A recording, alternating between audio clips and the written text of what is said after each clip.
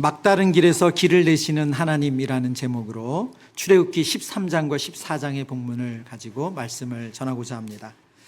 영어 표현에 inner pickle이라는 재미있는 표현이 있습니다. 직역하면 뭐죠? 피클 속에 빠졌다, 피클 속에 잠겨 있다는 말이 되는 거죠.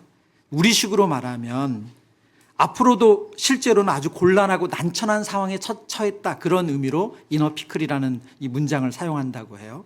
앞으로도 못 가고 뒤로도 가지 못하는 난감한 상황, 우리식으로 말하면 진퇴양난이 되는 거죠. 종종 우리가 살면서 이런 일을 경험하고 겪을 때가 있습니다. 참 열심히 준비하고 잘 될 거라고 기대하고 열심히 노력해서 달려왔는데 생각대로 되지 않아요. 되지 않은 정도가 아니라 언제 어떻게 풀릴지 알 수 없는 상황들. 저는 간혹 사업을 준비하는 우리 성도님들 신방하고 기도 제목을 들을 때가 있었거든요. 많은 투자금을 받았어요. 직원도 뽑았어요. 사무실도 없고 오랫동안 몇 년 동안 준비해 왔습니다. 그런데 법이 바뀌지 않는 거예요. 법이 바뀌어야지만 그 프로젝트를 시작할 수가 있는데, 그 일을 시작할 수가 있는데 국회에서 법이 계속 계류 중이에요. 법이 통과되지 않았어요. 투자받은 금 그리고 대출받은 그 금액에 대한 이자는 계속 쌓여져 가는데 될 것 같이 그런데 어떻게 할 수가 없어요. 계속 하자니 너무너무 이 앞이 언제 이게 될지 모르니까 난감하고, 직원들을 내보내고 줄이자니 그러면 더 이상 뭔가를 개발하고 준비할 수 없으니 또 난감하고, 이런 상황에서 기도하며 고민하는 그런 성도님들을 종종 배웠거든요. 우리 인생에 이런 일을 만납니다. 이제 어떻게 해야 되지? 뭘 해야 될까? 아무리 생각해도 길이 보이지 않는 그런 순간이 있다는 거예요. 오늘 성경에서 나오는 이스라엘 백성들이 바로 그 자리에 있습니다. 하나님의 기적으로 애굽을 나왔습니다. 얼마나 기뻤겠어요. 승리의 함성을 부르며 나왔겠죠. 그런데 그들이 누렸던 평안의 길이 그렇게 길지 않았어요. 앞에는 끝이 보이지 않는 홍해가 그들을 가로막고 있고요. 뒤에는 애굽의 전차 부대가, 병거 부대가 그들을 뒤쫓고 있습니다. 옆으로도 피할 수 없는 철저히 막힌 자리에 서 있어요. 오늘 성경을 보면 이것은 그들이 단순히 불운하거나 실수가 아니라고 말씀하세요. 하나님께서 의도적으로 그들을 그곳으로 이끄셨대요.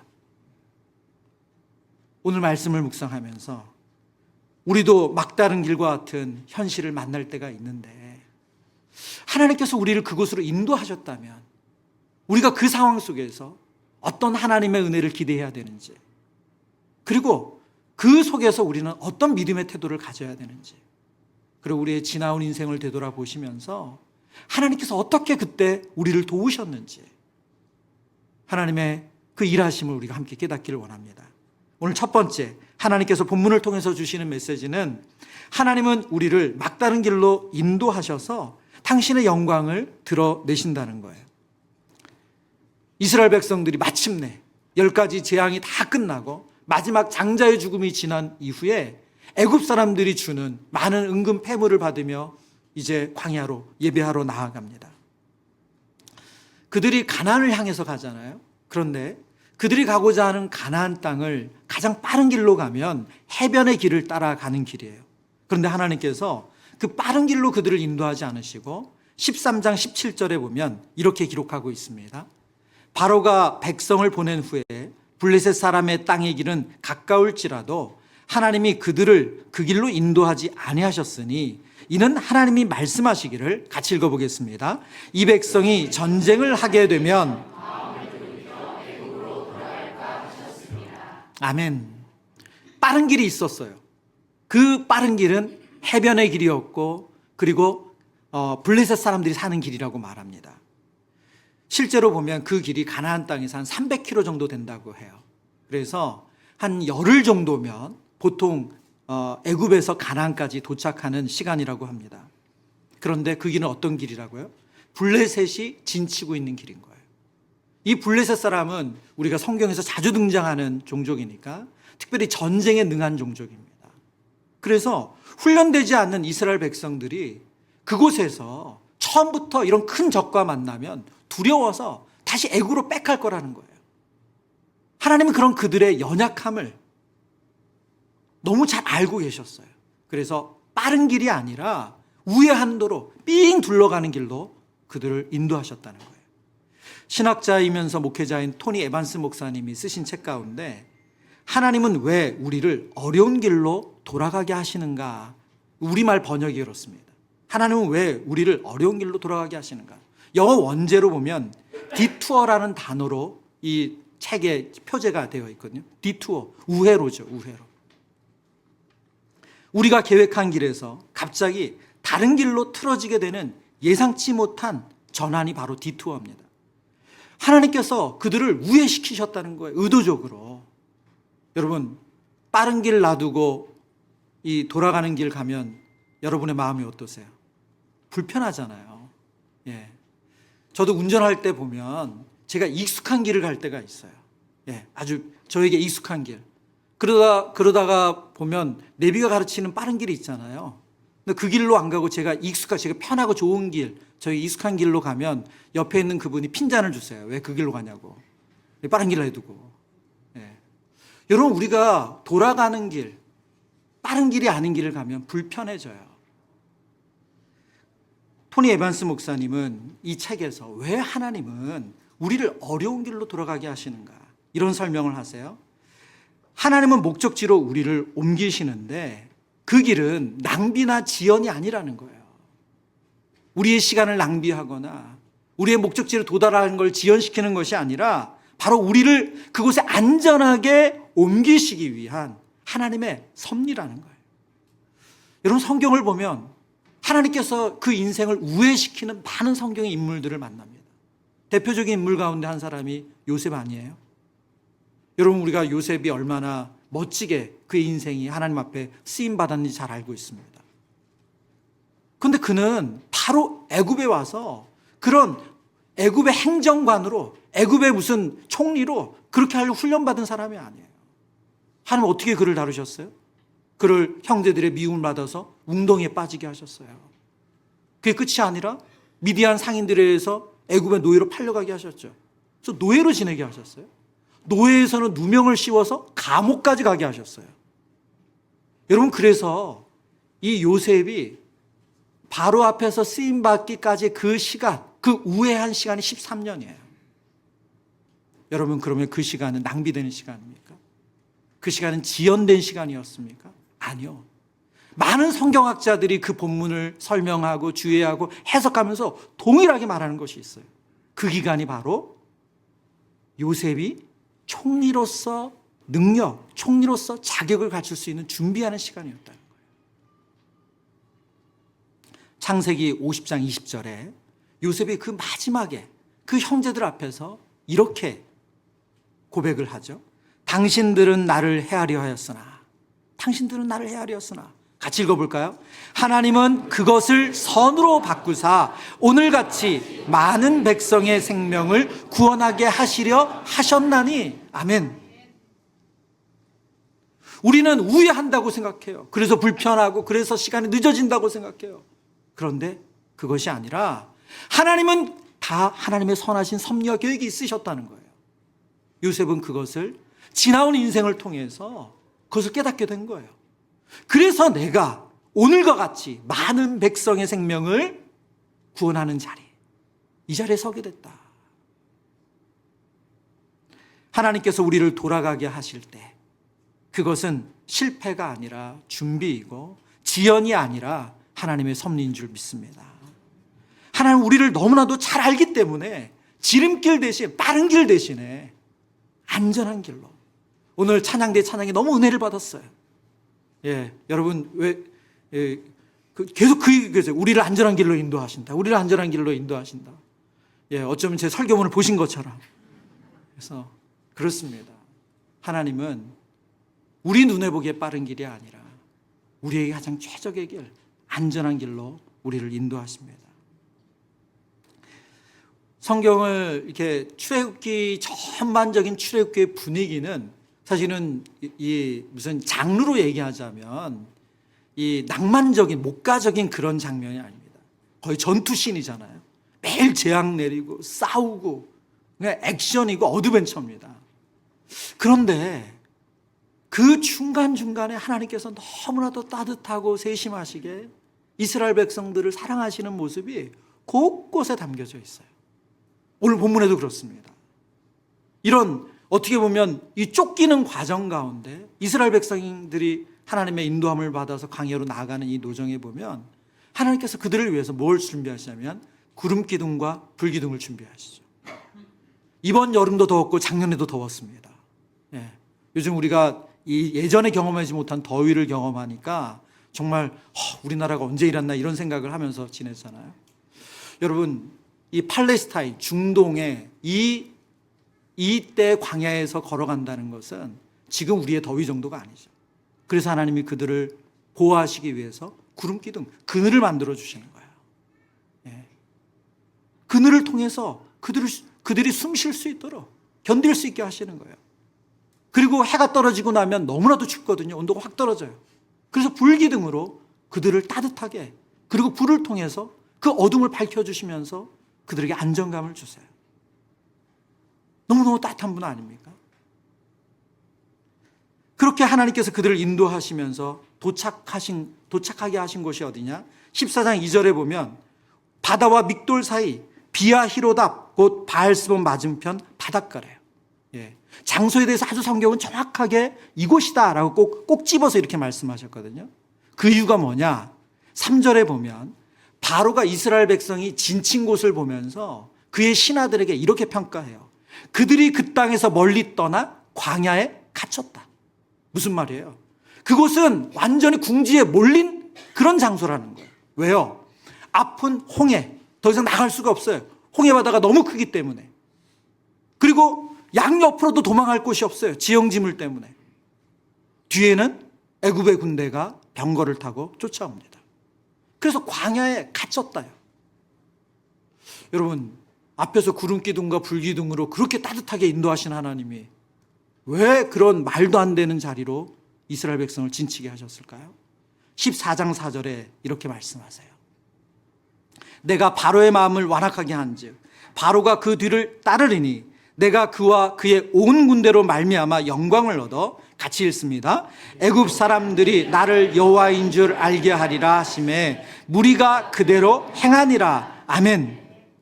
여러분, 때로 하나님께서 우리를 말도 안 되는 자리, 왜 하나님 나를 그렇게 기도응답 받고 인도하셨는데 왜 이런 상황, 이런 자리에 두셨어요? 라는 불평이 나올 만한 자리에 두실 때가 있다는 거예요. 근데 왜 그 자리에 두셨다고요? 그 자리는 하나님이 우리를 잘못 인도하신 것이 아니고 실수가 아니라 방치가 아니라 하나님의 영광을 더 선명하게 드러나게 하시기 위해서, 하나님이 누구신지를 깨닫게 하시기 위해서 우리를 그 자리로 인도하신다는 거예요. 저는 이 말씀을 묵상하다가 마음에 약간 좀 불편한 지점이 생겼어요. 그게 뭐냐면, 그럼 하나님의 영광을 위해서 우리를 고생시키시는 건가? 아니, 하나님의 영광을 위해서는 우리를 이렇게 함부로 다루셔도 되나? 여러분, 그런 메시지가 있습니까? 아니요. 여러분, 하나님 그런 분이 아니세요. 하나님은 우리에게 필요 없는 고생을 통해서 우리를 함부로 다루시는 분이 아니세요. 하나님의 영광은 언제나 그 백성의 선과 연결이 됩니다. 하나님의 영광을 경험한다는 것은 하나님의 은혜를 경험하는 거예요. 로마서 8장 28절, 우리에게 너무나도 잘 알려진 말씀인데요. 우리가 알거니와 하나님을 사랑하는 자, 곧 그의 뜻대로 부르심을 입은 자들에게는 하나님 어떻게 일하신다는 거예요? 모든 것이 합력하여 선을 이루신대요. 하나님이 우회를 시키시고 하나님 막다른 골목까지 우리를 모신 이유는 하나님의 영광을 드러내시기 위함인 동시에 바로 그것을 통해서 우리에게 가장 좋은 결과, 우리에게 가장 좋은 것을 주시기 위함일시라는 거예요. 혹 우리 성도님들 가운데도 지금 그런 상황, 그런 자리에 계신 분들이 있으시다면 그 자리가 우리가 낙심하고 절망할 자리가 아니라 하나님이 그 영광을 드러내실 무대라는 것을 기억하시길 바랍니다. 하나님이 우리를 그곳으로 인도하셨다는 것은 하나님 그곳에서 하나님의 크신 영광을 보여주실 계획이 있다는 거예요. 두 번째, 오늘 성경 우리에게 이렇게 말씀합니다. 하나님은 우리가 가만히 서서 하나님의 구원, 당신의 구원을 보기를 원하세요. 이스라엘 백성들이 광야로 나갔다는 소식을 듣고 그 광야로 나가는 것을 허락했던 바로왕의 마음이 금세 바뀌었어요. 14장 5절에 보면 이렇게 말하거든요. 우리가 어찌 이같이 하여 이스라엘을 우리의 섬김에서 놓아보냈는가? 왜 내가 미련한 선택했을까? 내가 왜 이렇게 어리석은 선택했을까? 후회하는 거죠. 그리고 바로는 즉시 병거를 준비해서 그 전차 부대와 함께 이스라엘을 쫓습니다. 뒤에는 애굽의 병거가 밀려오고 앞에는 홍해가 가로막혀 있어요. 당연히 이스라엘 백성들은 두려워할 수밖에 없죠. 성경을 보면 그들이 심히 두려워했다고 말하고 하나님께 부르짖었다고 말합니다. 그런데 그 부르짖음은 하나님을 향한 도우심을 구하는 그런 기도가 아니라 원망으로 이어져요. 오늘 본문에 보면 이스라엘 백성들이 뭐라고 말합니까? 우리가 매장지가 없어서 당신이 우리를 이끌어내어서 이렇게 광야에 죽게 하느냐. 그리고 이전에 그들이 했던 악한 말을 떠올리면서 얘기해요. 우리가 말하지 않았냐? 그냥 우리 내버려둬라. 우리는 애굽에서 이 사람들 섬기는 것 차라리 낫다. 근데 왜 우리를 이렇게 불러내서 광야에서 우리를 죽게 하냐? 여러분 생각해 보세요. 이 장면을 한번 생각해 보세요. 여러분 그들은 불과 며칠 전에 장자의 죽음을 경험하면서 10가지 재앙의 마지막 클라이막스인 장자의 죽음을 경험하면서 다른 모든 애굽의 집들, 바로의 궁전을 포함해서 그들은 다 사망의 그림자, 죽음의 그림자로 곡하고 슬퍼할 때 그들은 승전가를 부르면서 그들의 짐을 싸서 나왔어요. 너무너무 기뻤을 거 아니에요. 그랬던 그들이 언제 그랬냐는 듯이 얼굴 표정을 바꿔서 지금 왜 우리를 죽이려고 이곳에 데려왔느냐 원망하고 있습니다. 여기서 우리는 우리의 두 가지의 모습을 발견합니다. 첫 번째는 하나님의 구원을 쉽게 잊어버리는 우리 안의 연약함이에요. 불과 며칠 전에 10가지 재앙 속에서 하나님의 권능을 똑똑히 봤음에도 불구하고 그 은혜를 잊어버려요. 그게 우리의 모습이라는 거예요. 두 번째는 자유보다 익숙한 속박을 선택하려는 죄성이 있어요. 중고등부 아이들, 특별히 수련회 때 은혜를 받습니다. 그래서 은혜를 받으면 아이들이 잘해보려고 해요. 엄마에게도 친절해 보려고 하고, 그리고 갑자기 안 하던 공부도 열심히 해보려고 하고, 그리고 막 욕도 했었는데 욕도 안 해보려고 하고, 그리고 자기가 막 이런 거 보면 안 돼, 막 그런 것들 그 계정 다 탈퇴하고, 막 아이들이 막 갑자기 막 그런 변화가 보이거든요. 그러다가 그렇게 애썼는데 친구들하고 관계가 좀 멀어지는 것 같아. 애들이 너 재미없어진 것 같아. 안 놀아. 그리고 자기는 애썼는데 부모님 별로 안 알아주는 것 같아. 그러면 아이들이 어떤 유혹을 받죠? 에이, 바뀌어보려고 해도 별거 없네. 그냥 나 똑같이 살래. 다시 탈퇴했던 계정 가입하고. 그런 죄성으로 돌아가려고 하는 모습이 우리 안에 있다는 거예요. 신약 성경에 보면 제자들이 오늘 본문에 보이는 모습과 같이 하나님의 은혜를 잊어버리는 모습을 딱 단적으로 보여주는 장면이 있습니다. 마가복음 6장에 하나님께서 이 빈들에서 오병이어의 기적을 행하시죠. 보리떡 5개와 물고기 2마리로 5,000명, 그것은 개수된 남자의 수만 5,000명이었으니까 10,000명이 훨씬 넘는 사람들을 먹이시는 놀라운 기적을 베푸셨습니다. 얼마나 사람들이 이 기적에 놀랐냐면 바로 그 자리에서 예수님을 왕 삼으려 했다, 그렇게 기록하잖아요. 예수님께서 제자들을 빨리 급히 이 배를 태워서 바다 건너편으로 보내서요, 거기에 그들이 흥분하고 취하지 않도록 보내시죠. 그런데 이 바다를 건너가는 그 밤에 그들이 큰 풍랑을 만납니다.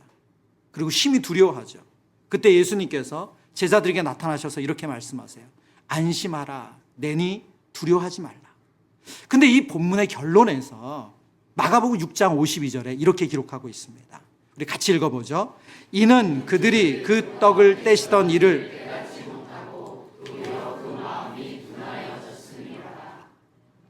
아멘. 여러분 보세요. 지금 하루도 지나지 않았어요. 시간으로 보면 만 하루도 지나지 않았어요. 그날 낮에 일어난 사건이에요. 그런데 놀라운 기적, 예수님이 보리떡 5개와 물고기 2마리로 남자만 5천 명을 먹이는 정말 하나님의 아들이심을 보여주는 놀라운 기적을 봤어요.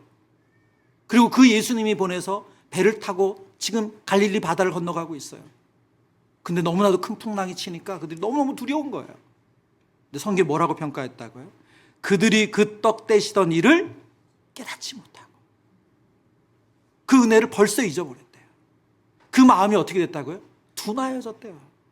탁탁해졌대요. 경직됐대요. 그들 눈앞에 있는 것밖에 못 보는 그런 마음으로 벌써 바뀌었다는 거예요. 여러분, 이것이 우리의 연약함 아닙니까? 우리가 하나님의 자녀로 살아가면서 하나님께 드렸던 기도에 수많은 응답을 받으며 여기까지 왔어요. 우리가 기도 제목을 엑셀로 아마 뽑아서 작업했다면 아마 저와 여러분의 그 기도 제목 한도 끝도 없었을 거예요. 정말 하나님 앞에 뜻을 정해서 기도 제목 적고 그렇게 기도한 말고도 수없이 우리의 마음속에 탄식하며 기도했던 수많은 기도에 하나님 응답하셔서 우리가 이 자리에 있었어요. 그 중에 어떤 기도 응답은 내 인생에 또 다른 기도 응답 없어도 하나님 괜찮습니다. 그럴 만큼 우리 인생에 큰 기적과 이적과 같은 사건들이 있었어요. 근데 우리가 그것을 잊어버린다는 거예요.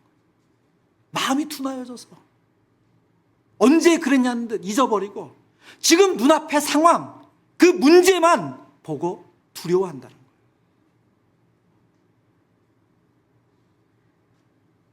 여러분, 오늘 주님께서 이 제자들에게 그 상황을 바꾸시기 전에 제일 먼저 하신 말씀이 뭐냐면 내니 안심하라, 그 말씀이거든요. 우리의 인생의 문제 가운데 하나님이 주시는 첫 번째 답은 하나님의 임재예요. 그 문제와 상황을 빨리 해결해 주시는 것이 아니라 하나님이 여기 계시다, 나와 함께 계시다 하는 것을 깨닫게 해주시는 거예요. 저는 저희 교회를 섬기면서 특별히 말씀 사역을 하면서 정말 신비하고 놀랄 만큼 전율을 느끼는 그런 일들이 여러 번 있었거든요. 왜 그러냐면 꼭 하나님께서 디자인하신 것처럼 말씀을 주실 때가 있어요. 지난 금요기도의 말씀이 시편 84편이었어요. 시편 84편의 핵심은 뭐냐면 하나님의 임재에 대한 갈망이에요. 우리가 잘 아는 이런 말씀이 있습니다. 주의 궁전에서의 한날이 다른 곳에서의 첫날보다 나은즉. 여러분, 어떻게 하루와 천일을 비교할 수가 있겠습니까? 비교할 수가 없잖아요. 그러나 하나님의 전에 거하는 그 하루가 너무너무 중요하고 소중하고 나에게 가치가 있기 때문에 다른 날의 첫날보다 주의 궁전에서 한 날이 좋다고 시인이 고백해요. 오늘 저와 여러분의 삶 가운데 하나님이 우리의 상황에 임재하시는 임재 인식이 생기기를 주님 이름으로 축복합니다. 여러분, 우리에게 주신 은혜를 잊지 않기 위해서 저와 여러분이 해야 될 훈련이 하나 있어요. 그게 뭐냐면 기억의 영성 훈련입니다. 따라해 볼까요? 기억의 영성 훈련. 여러분, 이런 말이 있죠. 기억보다 기록이 더 강력하다. 그렇죠. 하나님께서 우리에게 주신 은혜를 잊지 않기 위해서 기억하는 영성을 훈련하는 거예요. 여러분, 그래서 말씀의 은혜를 깨닫게 하셨거나 여러분의 기도가 응답되셨다면 여러분 그것을 꼭 적어 놓으세요. 잊지 않도록 그 감사와 감탄, 그 눈물을 여러분 기록해 놓으세요. 적어 놓으세요. 하나님 어떻게 도우셨는지. 그래서 10여 년이 지났든 얼마가 지났든 그것만 펼쳐보면 나 그때 이런 상황, 이런 기도를 절박하게 드렸는데 하나님 나를 이렇게 도우셨구나. 그래서 여러분 꼭 그 부분을 기억하시기 위해서 기록해 주시길 바랍니다. 두 번째는 바로 말씀을 그렇게 붙잡는 거예요. 하나님의 기도 응답 가운데는 분명한 말씀으로 우리에게 확신을 주시고 용기를 주시고 힘을 주시는 일이 얼마나 많습니까? 저에게도 제가 개척 시작부터 지금까지 붙잡고 있는 말씀이 있어요. 빌립보서 1장 6절의 말씀입니다. 너희 안에 착한 일을 시작하시는 이가 그리스도 예수의 날까지 이루실 줄을 확신하노라. 이 일은 내가 시작한 것이 아니고 하나님이 시작하셨지. 이건 하나님이 이루신다. 끊임없이 제 안에 이 말씀을 반복하면서 기억하거든요. 여러분에게 하나님 그렇게 주신 말씀이 있다면 그것을 여러분 눈에 잘 보이는 곳에 혹은 여러분의 핸드폰에 기록해 놓으세요. 그리고 자주 확인하세요. 세 번째, 기억의 영성을 세 번째는 그것은 나누는 겁니다. 우리에게 주신 은혜, 감사와 감격이 있다면 여러분 혼자 가지고 있는 것이 아니라 그것을 나누는 거예요. 그것을 가족에게 나누시든 직장 동료에게 나누시든 아니면 다락방 식구들에게 나누시든 나누시는 거예요. 우리가 기도응답 받으면 너무 감사해서 다락방 식구들 기도 요청하면 기도응답 됐다고 커피도 사고 밥도 살 때가 있잖아요. 예. 그러면서 기도해 주셔서 너무 감사해요. 고맙습니다. 그러시잖아요. 근데 그리고 나서 한 학기도 안 지났는데 집사님 나 이제 힘들어. 우리가 이렇게 탄식하고 언제 그랬냐는 듯 불평과 원망이 나올 때가 있어요. 그런데 그 나눔의 힘은 뭡니까? 그 나눔을 들었던 지체들이 그걸 기억하잖아요. 수개월 전에 그리고 몇 달 전에 얘기했던 그 나눔, 은혜의 나눔, 감사의 나눔을 기억하잖아요. 집사님이 그때 그 은혜 나눔 해줘가지고 내가 얼마나 용기가 났는지 몰라. 얼마나 힘이 났는지 몰라. 정신 차려. 여러분 그런 거예요. 기억의 영성 훈련. 하나님이 내게 주신 은혜와 감사와 감격을 내 안에 가두는 게 아니라 나누는 거예요. 그래야지 내가 낙심하고 내가 무너지고 내가 혼동스럽고 내가 혼미할 때 옆에서 나를 환기시켜 주는 거예요. 지금이 다가 아니야. 몇 달 전만 생각해봐. 하나님께서 우리를 이런 막다른 골목으로 우리를 인도하셨다면 그것은 하나님의 영광을 드러내시기 위한 하나님의 선하신 계획이 있는 줄 믿습니다. 인도하신 그분은 반드시 우리를 책임지세요. 그래서 모세에게 하나님께서 이런 말씀을 주셨어요. 출애굽기 14장 13절 14절의 말씀입니다. 모세가 백성에게 이르되 너희는 두려워하지 말고 가만히 있어서 여호와께서 오늘 너희를 위하여 행하시는 구원을 보라. 너희가 오늘 본 애굽 사람을 영원히 다시 보지 아니하리라. 14절 함께 읽습니다.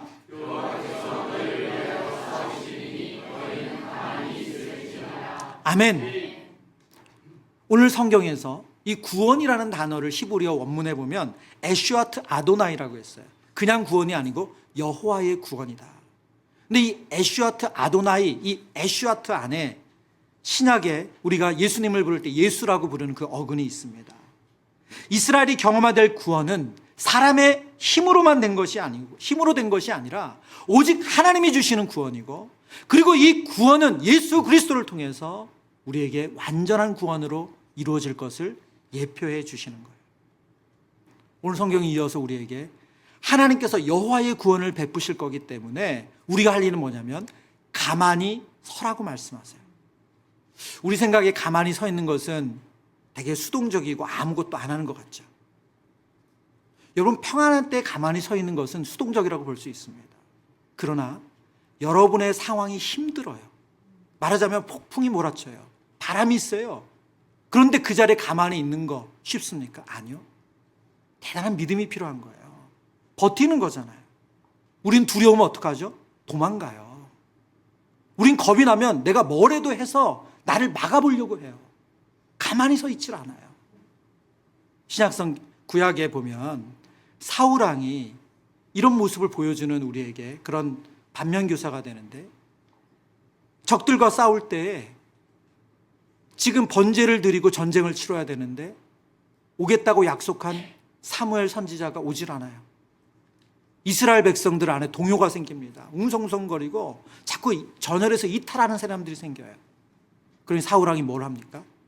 사무엘이 해야 될, 제사장만이 해야 될 그 일을 참지 못하고 자신이 나서서 제사를 드려요. 그는 기다리지 못했고 하나님을 신뢰하지 못하는 조급함으로 인해서 결국은 왕권에서 무너지게 됩니다. 여러분, 그 자리를 지킨다는 것, 그 자리에 가만히 서 있는다는 것은 하나님이 일하실 것을 신뢰하는 거예요. 믿는 거예요. 여러분, 그래서 가만히 서 있다라는 이 단어 안에는 하나님에 대한 믿음이 담겨 있고 하나님을 의지하는 그 믿음이 담겨 있어요. 우리가 가만히 서 있을 때 하나님은 하나님의 일을 준비하시는 줄 믿습니다. 그래서 가만히 서 있는 것은 하나님이 일하실 기회를 드리는 거예요. 그러기 위해서 저와 여러분이 해야 될 일이 뭘까요? 바로 기도하는 거예요. 여러분, 가만히 서 있다는 것은 내 안에서 뭔가 자꾸 내 인간적인 방법으로 하려는 그런 욕심, 그런 충동을 무엇으로 우리가 억제하겠어요? 기도로 억제하는 거예요. 하나님께 내어 맡기는 거예요. 근심하고 불안하고 여기저기 뛰쳐다니는 게 아니라 하나님 앞에 나와가서 하나님 앞에 믿음으로 고백하면서 맡기는 거예요. 여러분, 예배의 자리는 그런 자리 아닙니까? 예배의 자리는 바로 그런 자리예요. 저와 여러분이 하나님 앞에 고정되는 자리예요. 우리의 불안으로 이리저리 뛰어다니는 것이 아니라, 두려움으로 숨는 게 아니라 하나님 행하시는 일을 믿음으로 하나님께 시선을 고정하며 기도하는 자리가 예배의 자리인 줄 믿습니다. 세 번째, 오늘 성경은 우리에게 이렇게 약속하세요.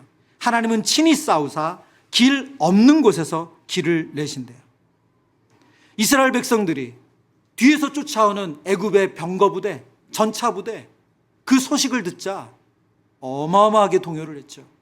앞서 말한 것처럼 차라리 우리를 애굽에 있게 하지 왜 데려와서 우리를 여기서 죽게 하냐.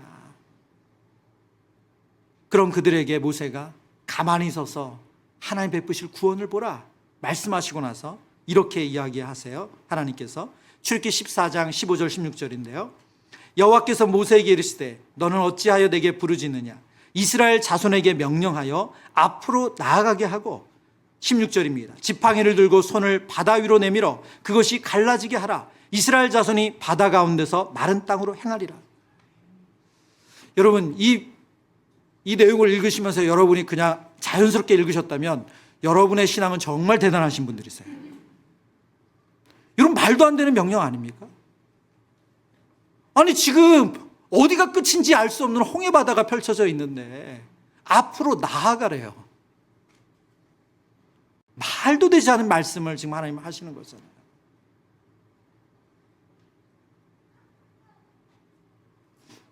여러분, 우리의 상황 가운데, 우리의 문제 가운데 하나님 때로 이렇게 말도 안 되는 명령을 주실 때가 있어요. 제가 이 말씀을 1부 끝나고 2부 사이에 다시 한번 보면서 계속 묵상을 하는데, 저와 여러분이 지금 누리고 있는 이 상황이 말도 안 되는 명령 때문에 시작된 일이에요. 분당 우리 교회가 2012년에 1만 성도 파송 운동을 선언했습니다. 여러분, 그때 제가 새가족부를 섬겼거든요. 한 해 등록하는 인원이 2011년에 한 3,500명이 넘었어요. 작년 성도만. 예. 여러분, 교회로서는 할렐루야 너무 기쁜 거 아니에요?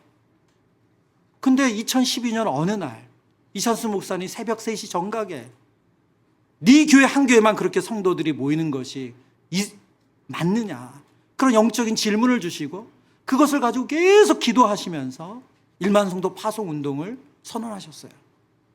1만 성도 파송 운동 설교 시간에 처음 하고 나서 그때 당시로 트위터, 페이스북에 막 여러 글들이 올라왔거든요. 물론 너무 멋지다. 대형 교회가 이런 거 한다니 너무 좋습니다. 맞습니다. 그런 글도 있었지만 여러분들이 그거 되나 봐라. 되면 손에 장을 지진다. 이런 글부터 그런 내용들도 있었어요. 왜요? 말이 안 되는 얘기이기 때문에. 버젓이 신앙생활 잘하는 성도들을 10,000명을 어떻게 내보내요? 그럼 10,000명을 내보낼 재정은 어디 있으며, 그런 예배 처소는 어디 있으며, 그런 성도들이 가란다고 가며, 말도 안 되는 명령이잖아요.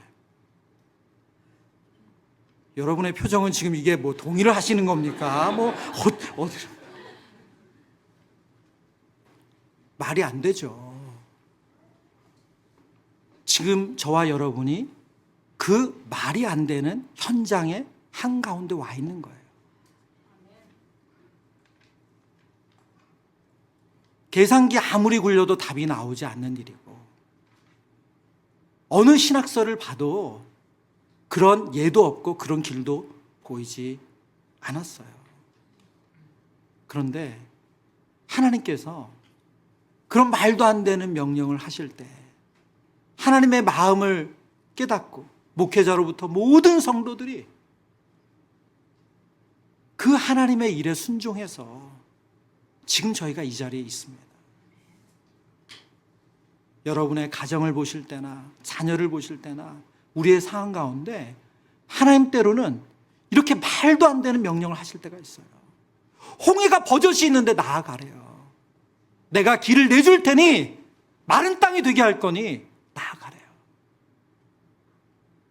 저와 여러분은 결과를 알고 있으니까 이 말씀을 할렐루야 아멘 읽지만, 제가 여러분의 어떤 문제 앞에서 제가 그런 말씀을 하나님의 말씀으로 권면한다고 생각해 보세요. 아마 여러분 속으로 그러실 거예요. 목사님 인생을 아직 덜 살아봐서 그래. 세상 물정을 몰라.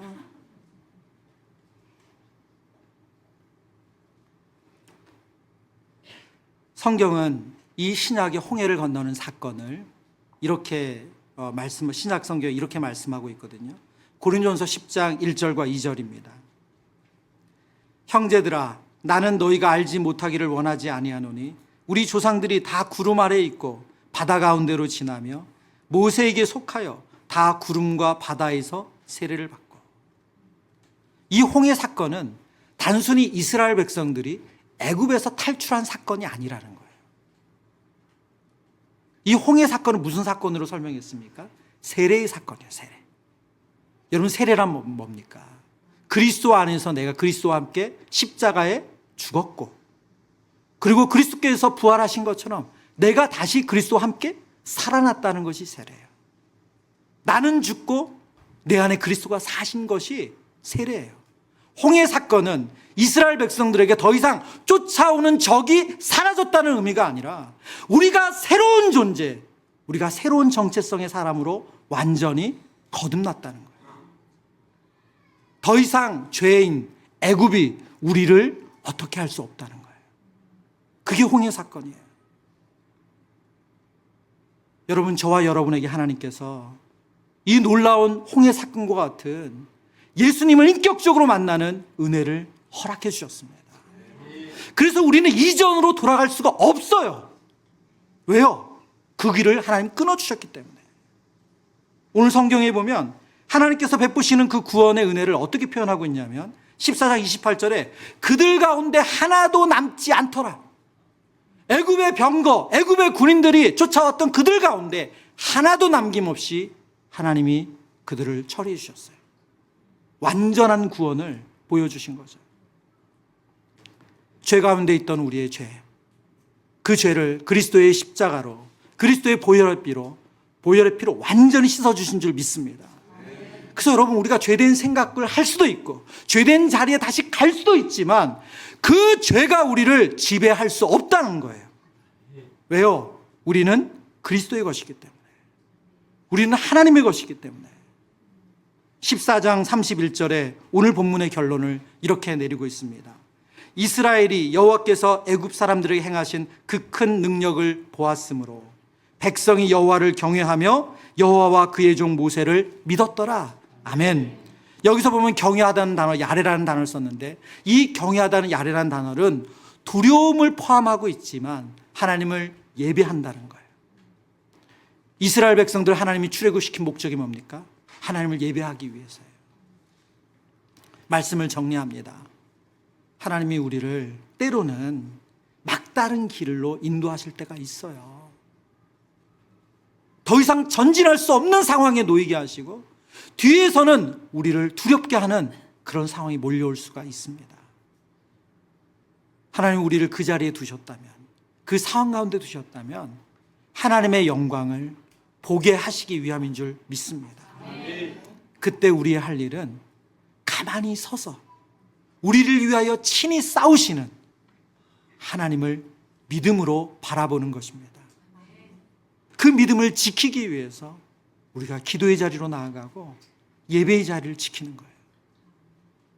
오늘 여러분의 가정과 직장, 또 여러분이 주어진 그 삶의 현장 가운데서 너무너무 두려워서, 불안해서 자꾸 이런 궁리 저런 궁리로 여러분 머리에 복잡하신 분들이 있다면 오늘 이 약속의 말씀이 하나님께서 여러분에게 주신 하나님의 음성 되기를 축원합니다.